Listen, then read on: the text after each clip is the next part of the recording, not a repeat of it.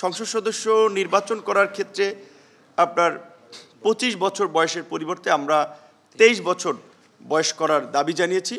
তো আপনারা ইতিমধ্যে জেনেছেন যে আমাদের আজকের মিটিংয়ে আমাদের 10 সদস্যর প্রতিনিধিদের মধ্যে আলোচনায় আমরা পূর্বে যে 166টি যে স্প্রেডশিট দেওয়া হয়েছিল এবং তার বাইরেও যে আরও বিভিন্ন বিষয়ভিত্তিক যে আলোচনা, সেই আলোচনাগুলো আমরা এখানে করেছি। কিছু কিছু বিষয় আমরা আজকে আলোচনা নিয়ে এসেছি।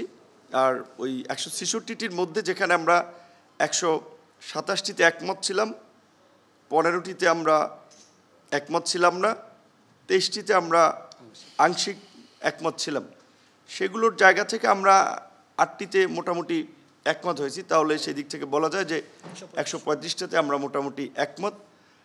আরও যে বিষয়গুলোতে আমাদের আংশিক দ্বিমত রয়েছে সেগুলো আমরা একটা বিষয় বলেছি যে আলাপ আলোচনার ভিত্তিতে অন্যান্য দলেরও মতামত নিয়ে যদি সেগুলোতে একটা ঐক্যমতের জায়গা আসা যায়, সেখানে আমরাও আমাদের মতামত থাকবে।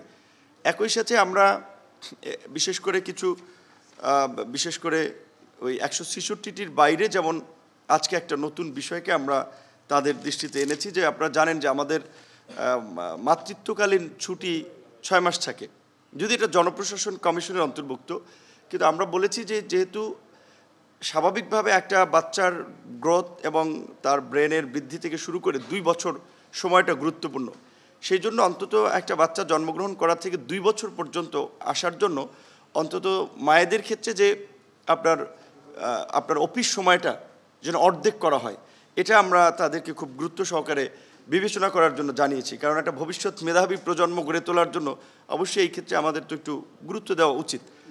এবং আজকের বিশেষ করে আপনার আলোচনার মধ্যে যেমন যার মধ্যে ছিল যে সংবিধানের মূল নীতির প্রশ্নে বহুত্ববাদের বিষয় নিয়ে যেহেতু অনেক ধরনের মতভেদ তৈরি হয়েছে, সেখানে আমরা বলেছি যে এখানে ধর্মীয় সম্প্রীতি রিপ্লেস করা যায় বহুত্ববাদের পরিবর্তে।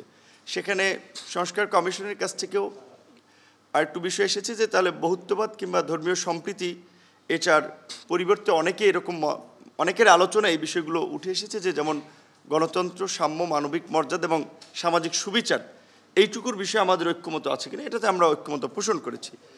এবং সংসদের মেয়াদের ক্ষেত্রে আমরা 4 বছর করার দাবি জানিয়েছি, বা আগে থেকেও যেটা আমাদের প্রস্তাবে ছিল। সংসদ সদস্য নির্বাচন করার ক্ষেত্রে আপনার 25 বছর বয়সের পরিবর্তে আমরা 23 বছর বয়স করার দাবি জানিয়েছি।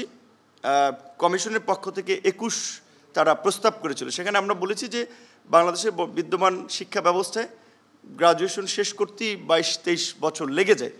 সো ন্যূনতম গ্রাজুয়েট শেষ করার আগে সংসদ সদস্য বা আইন প্রণেতা হওয়াটা বোধহয় সঠিক হবে না। সেই জায়গা থেকে একটু অন্তত 23 রাখা যেতে পারে।